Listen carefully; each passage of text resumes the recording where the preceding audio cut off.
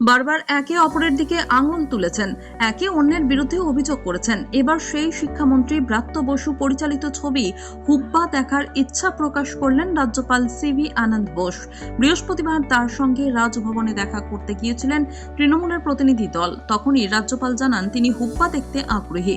ব্রাত্য পাল্টা জানান রাজ্যপাল কবে দেখতে চান জানালে তিনি ব্যবস্থা করে দেবেন। চোপড়ার শিশু মৃত্যুর ঘটনা নিয়ে বৃহস্পতিবার বোসের কাছে রাজভবনে স্মারকলিপি দিতে গিয়েছিলেন তৃণমূলের প্রতিনিধি দল। সেই দলে ছিলেন ব্রাত্য, কুণাল ঘোষ এবং চন্দ্রিমা ভট্টাচার্য সহ 9 জন প্রতিনিধি। রাজ্যপালের সঙ্গে চোপড়া, বিএসএফ এবং সন্দেশখালীর ঘটনা নিয়ে আলোচনা হয় তাদের। তার মাঝেই রাজ্যপাল হুব্বা দেখার ইচ্ছা প্রকাশ করেন। 2022 সালের 23শে নভেম্বর রাজ্যের রাজ্যপাল পদে শপথ নেন বোস। তারপরই বাংলা শেখার আগ্রহ প্রকাশ করেন। তাকে বাংলা শেখানোর সূচনা করতে 2023 সালে হাতেখড়ি অনুষ্ঠানের আয়োজন করা হয় রাজভবনে।